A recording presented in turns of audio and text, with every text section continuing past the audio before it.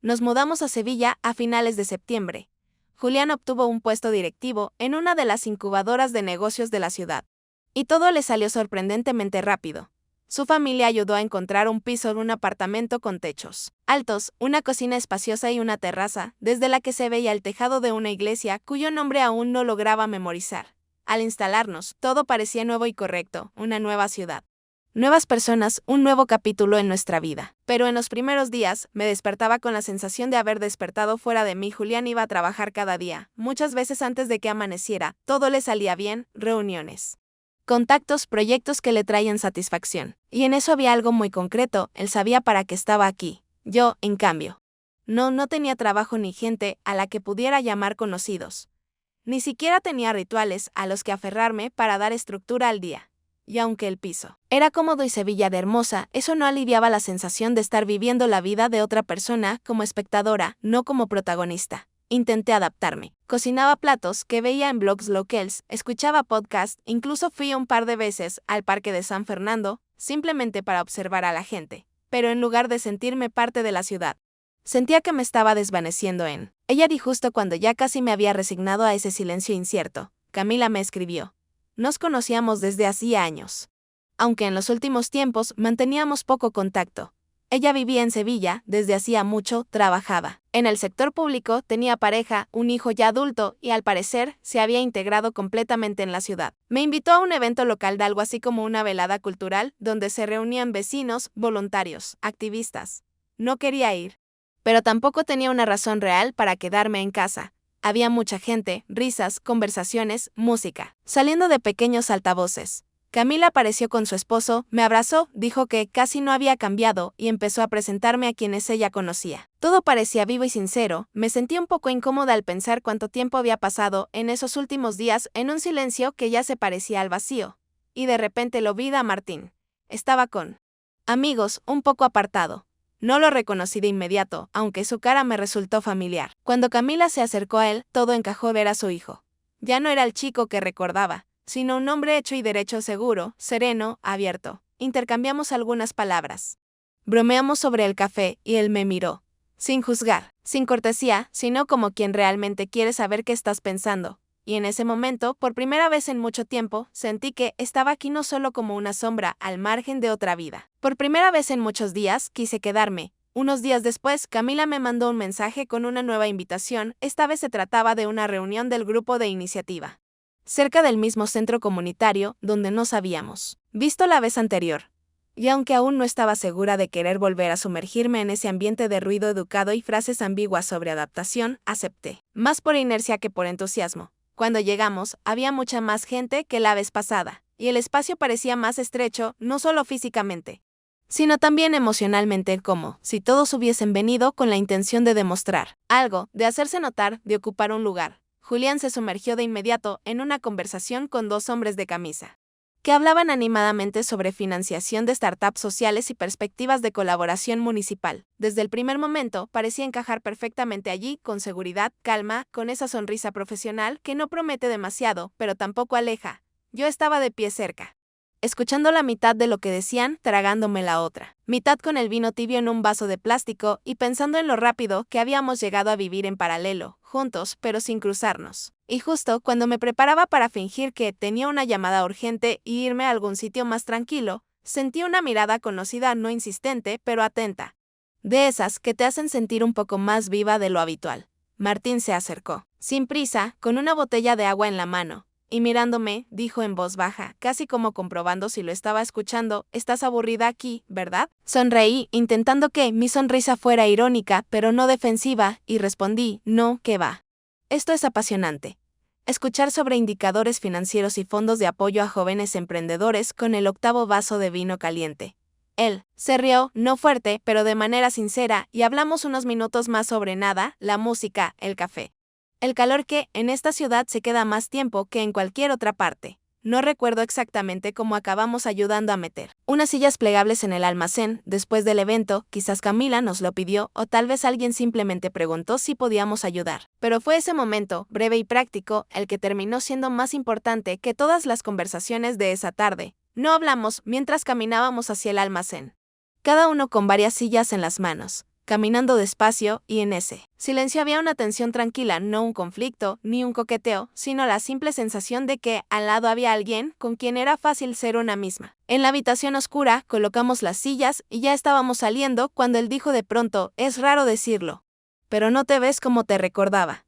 No más mayor, más como tú misma. No respondí enseguida porque sus palabras sonaban verdaderas, sin halago ni intento de impresionar, y yo no estaba acostumbrada a ese tipo de palabras de hombres que no esperan nada de mí. Solo observan. En el coche, de regreso a casa, Julián puso el altavoz y empezó a hablar con alguien sobre un nuevo proyecto. Su voz sonaba firme, sus frases eran lógicas, convincentes, pero yo no escuchaba nada de lo que decía. Mi atención seguía volviendo a aquella frase en el almacén y a lo fácil que me resultaba respirar en su presencia. En los días siguientes empecé a salir del apartamento con más frecuencia, no porque tuviera compromisos o planes, sino porque comprendí que quedarme entre cuatro paredes relucientes, donde cada sonido desaparecía antes de que pudiera siquiera notarlo, se había vuelto insoportable. No buscaba aventuras, ni tenía expectativas, ni seguía ningún plan, simplemente caminaba por calles que ya comenzaban a resultarme familiares, me detenía en los mismos cafés, observaba a la gente que, a diferencia de mí, vivía de verdad. En esta ciudad, un día, cuando el aire era demasiado cálido incluso para Sevilla, entré en una pequeña cafetería en la esquina, por la que ya había pasado varias veces. Pero nunca me había atrevido a entrar demasiado silenciosa, demasiado acogedora, como si estuviera destinada solo a quienes ya tienen su sitio en esta ciudad. Me senté junto a la ventana, pedí un café con hielo. Abrí el libro que llevaba en el bolso desde hacía una semana, pero que aún no había conseguido leer. Me costaba concentrarme en tramas inventadas cuando mi propia vida empezaba a llenarse de nuevos matices.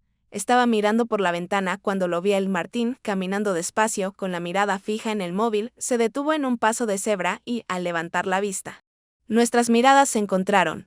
Sonrió no con sorpresa, ni confusión, como pasan los encuentros realmente casuales, sino como si estuviera seguro de que me encontraría justo allí. Unos minutos después, ya estaba sentado frente a mí, sin prisas, sin palabras de cortesía dichas por obligación.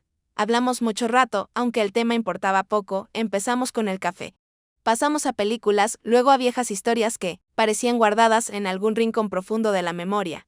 En un momento mencionó cómo, años atrás, yo había ayudado a su madre durante un periodo difícil en su familia. Lo dijo con un tono que no tenía ni rastro de grandilocuencia ni de una gratitud que exigiera respuesta, solo una memoria auténtica que se había quedado con él. En ese entonces, tú enfrentabas cosas de las que muchos adultos habrían huido, dijo, mirándome directamente, sin desviar la vista. No supe qué responder. Solo sonreí, sin tratar de esconder ninguna emoción. Porque por primera vez en mucho tiempo escuchaba palabras que no pedían nada a cambio. Pasamos menos de una hora en esa cafetería y al despedirnos, en el aire no quedó tensión alguna, solo una leve, tranquila sensación de presencia. Como con alguien ante quien no necesitas fingir. Esa tarde, al volver a casa, Julián justo estaba terminando una videollamada. Su voz aún sonaba firme, aunque su rostro mostraba un leve cansancio, como siempre últimamente. Lanzó un rápido «¿Qué tal el paseo?», sin esperar respuesta, y yo dije «Vi a Camila, tomamos un café», y aunque esa frase era una mentira, no sentí culpa alguna. Porque la línea entre lo que había ocurrido y lo que estaba evitando era tan delgada que ni siquiera yo misma podría haberla definido. No fue una traición, ni una pasión, ni el comienzo de algo nuevo, fue solo un momento en el que dejé de sentirme una sombra en la vida de alguien más. A la mañana siguiente, me desperté más temprano de lo habitual, no por ruido ni por ansiedad, sino por una sensación inexplicable, como si desde el primer instante del día algo en mi cabeza estuviera esperando que ocurriera algo, aunque no había ningún plan ni encuentro previsto. Permanecí un buen rato en la cama, escuchando cómo Julián se preparaba, el sonido de la cafetera, el roce de las llaves, un mensaje de voz breve en uno de sus chats, todo seguía su curso. Y entre esos sonidos no había espacio para mí, aunque yo también estaba en el mismo apartamento.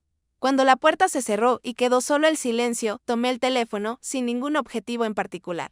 Solo para llenar la pausa entre la noche y el día. Entre las notificaciones habituales del clima, transacciones bancarias y promociones de tiendas, había un mensaje corto de un número desconocido.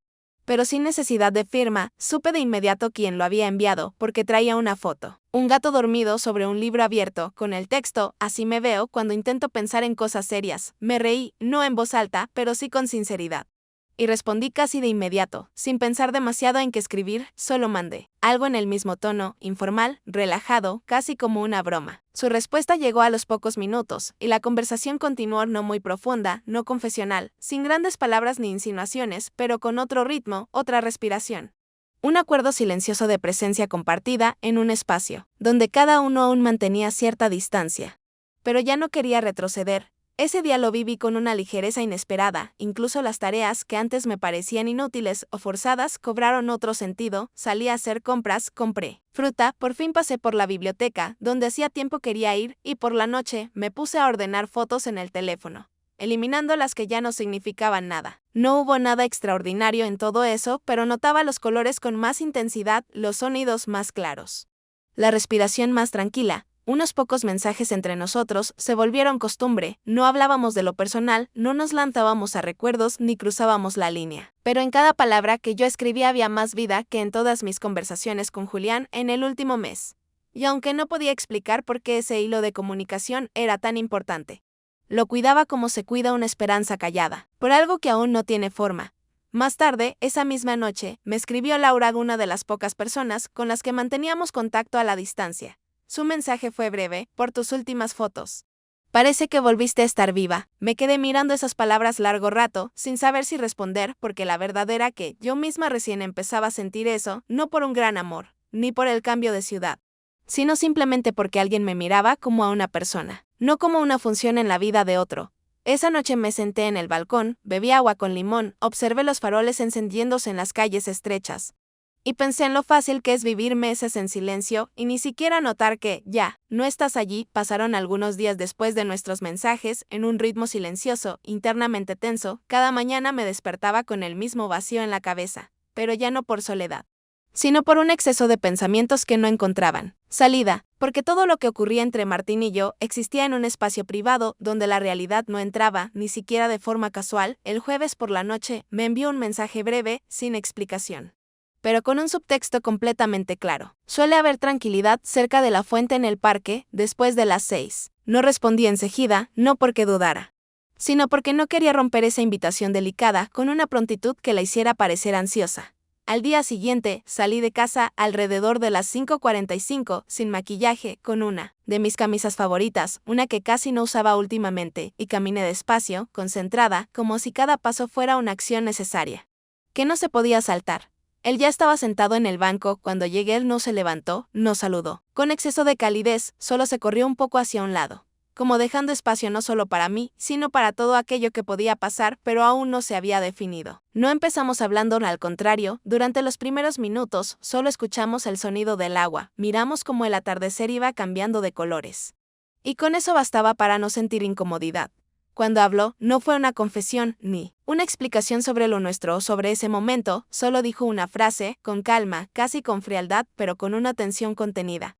Como si fuera lo único que tenía sentido decir esa noche: voy a hacer algo que está mal. No, respondí, no asentí, no negué, no reaccioné físicamente. Me quedé sentada, mirando al frente, y en ese silencio entre los dos ya había un consentimiento que no necesitaba ser dicho. Se inclinó hacia mí despacio, sin gestos bruscos ni intenciones teatrales. Y cuando sus labios tocaron los míos, todo dentro de mí se encogió, no por miedo ni por vergüenza, sino por esa honestidad desnuda del contacto que no se disfraza ni de romanticismo ni de deseo.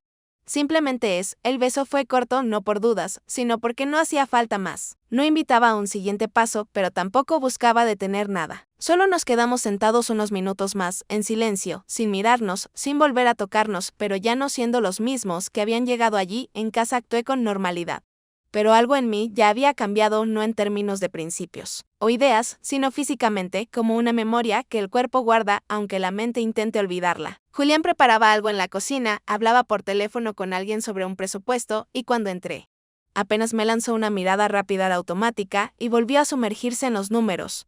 Después de cenar, me miró más tiempo del habitual y dijo en voz baja, sin ironía, sin reproche: estás distinta. Me encogí de hombros, no porque quisiera ocultar algo, sino porque ya no se podía decir nada. Todo lo importante había pasado antes de las palabras. Después de aquella noche, por primera vez en todo este tiempo, entendí que necesitaba tener algo propio en esta ciudad, no una distracción, no una forma de llenar el tiempo libre, sino un espacio donde no se me definiera ni por ser esposa de alguien ni por ser recién llegada, sino únicamente por mis acciones reales y mis propios límites. Fue entonces cuando encontré por casualidad información sobre una iniciativa local dirigida a adolescentes en situación vulnerable, un pequeño proyecto social que buscaba voluntarios para acompañamiento informal, no pedagogos ni psicólogos, sino simplemente personas dispuestas a estar presentes cuando hace falta un adulto con los ojos abiertos y paciencia silenciosa. Formalmente le dije a Julián que quería probar algo para realizarme socialmente, mencionando adaptación, integración y todos esos conceptos que suenan bien en una conversación familiar sin emociones. En realidad, lo que buscaba era tener derecho a una vida no radical, no dramática, sino una que me permitiera conservar la cara, permanecer en la ciudad pero un poco al margen, en mi propio ritmo. Entre personas que no esperaban nada de mí. Envié la solicitud, al día siguiente recibí la confirmación y 2 días después, la primera llamada de la coordinadora que propuso encontrarnos en persona para hablar del formato de colaboración. Estaba algo nerviosa porque hacía mucho que no me encontraba en un espacio donde tuviera que hablar en mi propio nombre. Sin escudarme tras el estatus o las relaciones de alguien más, Martín se ofreció a ayudarme con el registro sin insistencias. Sin insinuaciones de querer controlar el proceso, solo me dijo que tenía experiencia en iniciativas similares y que podía ahuyentarme para no perder tiempo con la burocracia. Nos vimos a mediodía en una pequeña cafetería con wifi abierto, donde me mostró algunas cosas básicas. Me recomendó a quién era mejor evitar en la administración. Y me contó historias de su experiencia que me hicieron sentir que, no, solo era buen oyente, sino que también sabía cómo hablar de lo difícil, sin lástima ni dramatismo. Desde entonces, nuestras reuniones se volvieron frecuentes, no planificadas, no oficiales, pero necesarias, aunque yo no lo admitiera ni siquiera, ante mí misma. Nos veíamos varias veces por semana, a veces para asuntos prácticos, a veces simplemente caminábamos después de los encuentros, como si estuviéramos continuando una conversación que había empezado días atrás. Ya no hablábamos del beso, no porque lo hubiéramos olvidado, sino porque no necesitaba ser confirmado ni repetido. Ya era parte del espacio entre nosotros, donde las palabras habían dejado de ser pruebas. En casa guardaba más silencio que antes, porque entre lo que comenzaba a despertarse dentro de mí y lo que aún formaba parte de la rutina compartida, se había abierto una distancia que no se podía explicar ni con traición ni con conflicto. Era la distancia entre dos adultos que ya no se cruzaban, incluso cuando compartían la misma mesa. Me gustaba esta nueva actividad porque no exigía demostrar nada. No ofrecía garantías ni prometía resultados, pero era mía sin la sombra de logros ajenos o de ese éxito habitual que Julián sabía mostrar tan bien. Y aunque todo esto se sostenía sobre una base de voluntariado, sentía que era, por primera vez en mucho tiempo, una forma real de vida, no una simulación. El domingo volvimos a reunirnos con la familia de Julián para el almuerzo en una de esas ocasiones donde cada uno intenta parecer un poco más seguro, un poco más feliz, un poco más sereno de lo que realmente está. Y eso no me molestaba directamente, pero dejaba una sensación constante de estar participando otra vez en una obra donde mi texto nadie lo había actualizado. Y el vestuario ya no me quedaba. Julián contaba con una sonrisa lo rápido que nos habíamos adaptado a la nueva ciudad. Cómo me gustaba la cocina local, cómo me había entusiasmado con el trabajo social. Lo decía con tanta sinceridad que incluso su madre, el que solía tratarme con fría cortesía, asentía con la cabeza y decía frases como: siempre supe que encontrarías tu lugar. Yo estaba sentada frente a él, con el tenedor suspendido sobre el plato, fingiendo escuchar, aunque en realidad contaba cuántos minutos más podría soportar esa mesa, sin romper el silencio con algo demasiado real. No contradecía, no me reía con amargura, no bajaba la mirada, simplemente estaba presente en silencio. Y ese silencio parecía haberse convertido en el rol más cómodo para todos últimamente. Martín había empezado a evitar las reuniones familiares y al principio pensé que era casualidad o falta de tiempo, pero con el tiempo entendí, se mantenía a distancia conscientemente. Probablemente por la misma razón por la que yo me había empezado a alejar de lo que antes parecía. La estructura de mi vida, por respeto a unos límites que ninguno de los dos había expresado en voz alta, pero que ambos ya sabíamos reconocer. Comenzamos a escribirnos con más frecuencia por las noches. No era coqueteo, no eran insinuaciones directas, ni un ¿cómo estás?, sino algo más sutil, más callado, con pausas largas entre palabras, donde lo importante no era lo que se decía, sino lo que quedaba entre líneas. Él podía mandarme un enlace a un texto que lo había tocado, o simplemente una frase sin contexto, y yo respondía.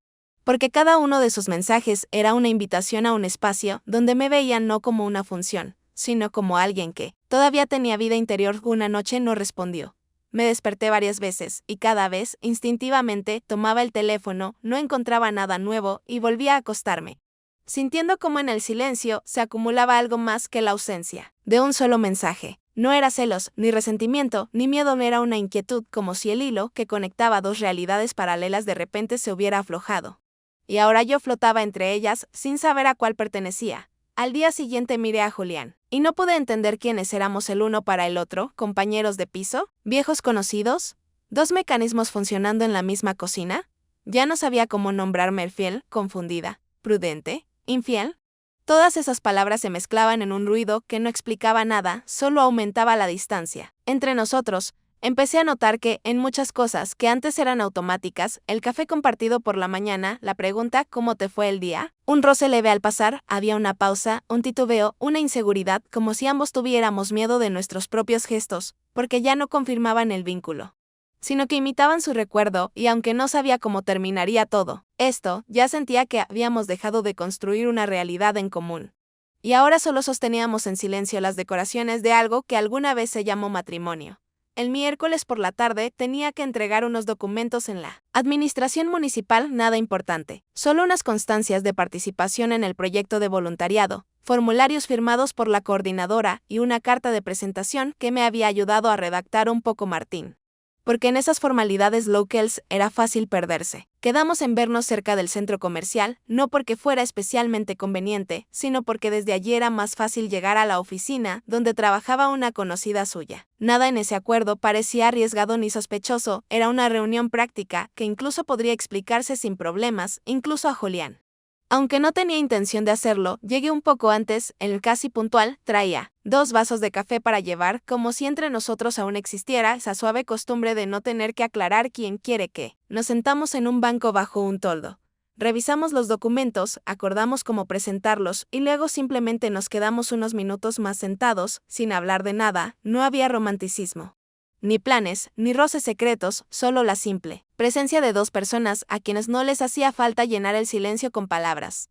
Novia Camila de inmediato apareció desde un ángulo inesperado, con una bolsa de farmacia en la mano, caminando sin prisa, como si no tuviera un destino concreto, y solo cuando su mirada se detuvo en nosotros un segundo más de lo natural, en un encuentro casual, entendí, ese momento ya no me pertenecía por completo.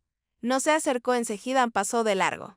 Luego pareció volver por casualidad, nos saludó, con una sonrisa, y en su rostro no había una sospecha directa, pero sí una tensión que registraba los detalles, la posición de las manos, la distancia entre los cuerpos. Los gestos habituales o no tanto. Intercambiamos unas frases generales, y siguió su camino, sin decir nada especial, pero su mirada se quedó conmigo mucho tiempo, no era dura, ni acusadora.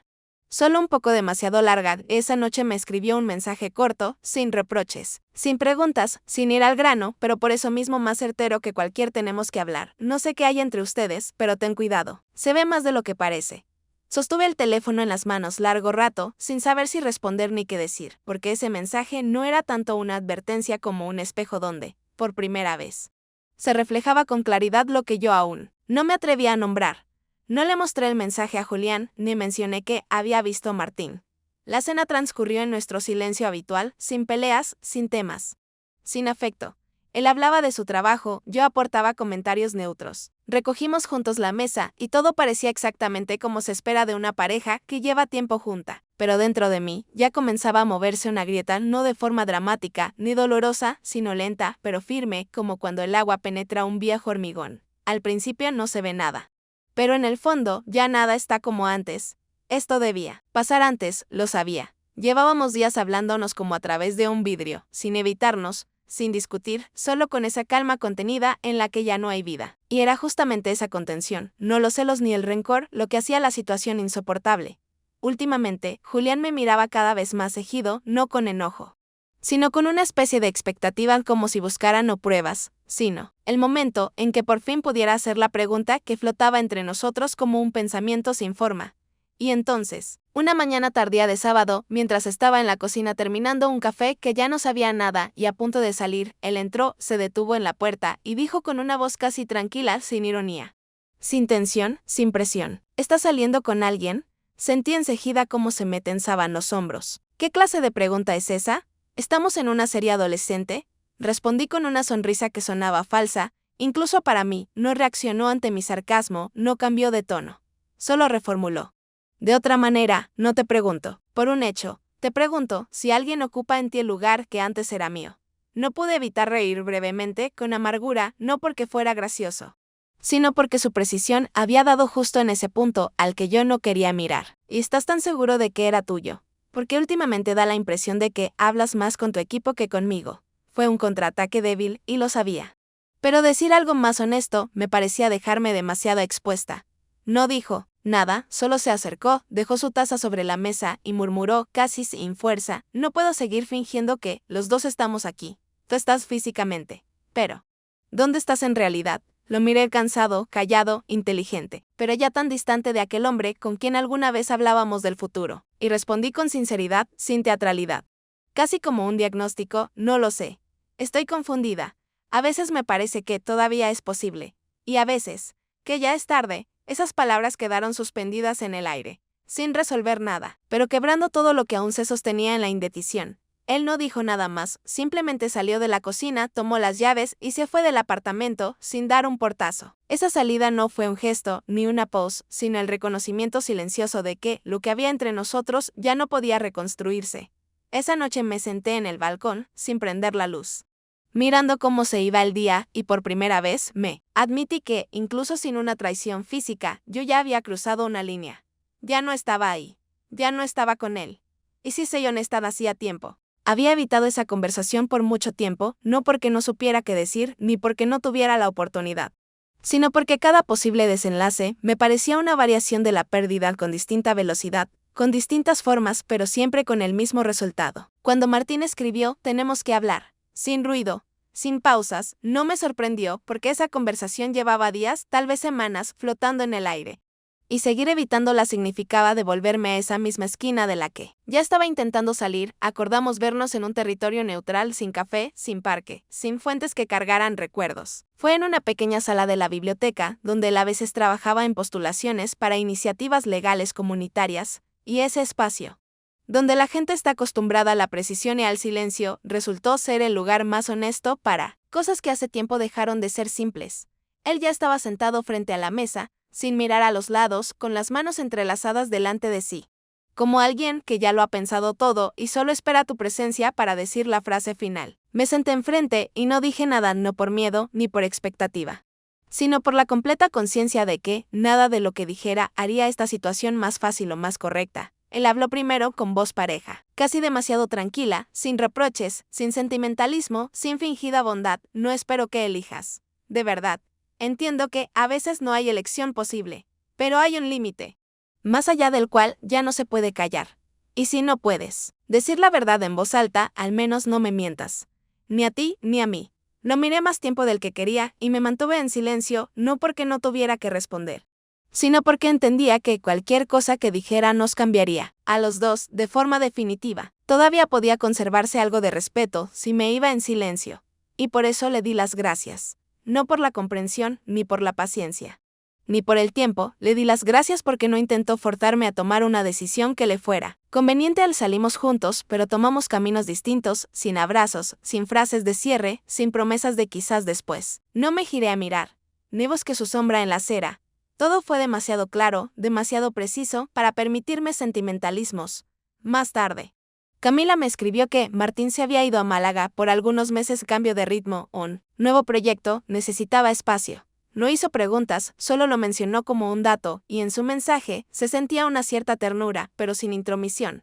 Le respondí brevemente sincera, pero contenida, como alguien que aún no sabe de él. Todo que huellas deja esta historia. La página donde Martín y yo existíamos se vació, no borrada, no destruida, simplemente ya no se actualiza. No borré los mensajes, no me escondí de los recuerdos.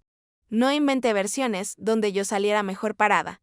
Solo me detuve en el punto donde la honestidad resultó ser menos heroica de lo que imaginaba. Me quedé en Sevilla no porque aquí me sintiera bien, ni porque en esta ciudad de repente me hubiera encontrado a mí misma. Me quedé porque no tenía a quién regresar, ni razones para volver a lo de antes, ni suficientes motivos para empezar algo nuevo en otro lugar. La vida, en sí, no se había derrumbado, la rutina seguía, las luces se encendían, el agua corría del grifo, las tiendas abrían. Incluso el proyecto con los adolescentes funcionaba con la misma regularidad con la que había comenzado. Pero nada de eso era ya ni refugio, ni esperanza, ni salvación. Julián y yo no estamos oficialmente separados, pero ya no nos vemos, no hablamos. No coordinamos los detalles cotidianos, simplemente existimos en el mismo país, en la misma ciudad, en vidas distintas que un día empezaron a separarse y ahora ya no tienen puntos en común. Él se llevó algunas de sus cosas, pero no todo, como si quisiera dejarse una puerta abierta para volver o, al menos, una excusa para aparecer otra vez. Pero lo siento, no va a volver. No porque esté dolido. Es simplemente que ya no me ve como alguien con quien seguir caminando. Tampoco le escribo a Martín no porque esté molesta, ni porque espere algo de él. Solo entendí que no tengo derecho a acercarme a él mientras yo misma no me haya reconstruido del todo. Después de aquella conversación, después de que nos alejamos en direcciones distintas por aceras separadas, varias veces me descubrí queriendo escribirle, aunque fuera solo un sincero ¿cómo estás? Pero me contuve porque sabía. Cada palabra mía ahora sería solo una proyección de lo que aún está sin resolver, sin limpiar, roto. Un día vi una foto suya por casualidad, sin buscarla. Solo apareció en la cronología de noticias que hojeaba sin pensar. Estaba en un escenario, en la sala del ayuntamiento, recibiendo un premio por uno de los programas que había presentado cuando aún nos veíamos con frecuencia. En la foto sostenía un diplome, rodeado de colegas sonrientes, y el pie de foto decía, Martín López ganador del premio al abogado comunitario del año. Me quedé mirando esa imagen largo rato, no con tristeza, ni con celos, ni con dolor, sino con esa misma sensación que se tiene al ver en el horizonte un barco, que ha zarpado definitivamente pero ha dejado tras de sí una estela clara. Sonreí, calladamente, para mí, no con alivio, ni con esperanza, con una calma amarga y sincera. De todas las cosas que quedaron en mi vida, lo más real resultó ser un único momento, aquel beso breve. No oficial, no aprobado, no justificado, pero que marcó una frontera entre quien fue y quien ya no podía seguir siendo. No fue un beso de enamoramiento, ni una traición. Fue un acto que me mostró cuánta vida quedaba aún en mí y cuánta muerte había ya a mi alrededor. Desde entonces no ha pasado tanto tiempo, pero sí el suficiente para entender que hay cosas que no se podrán contar nunca del todo, ni a nadie, ni siquiera a una misma. No tienen argumento definido, ni cierre, ni moraleja. Simplemente ocurren y se quedan en un silencio que, por fin, ya no necesito llenar con palabras.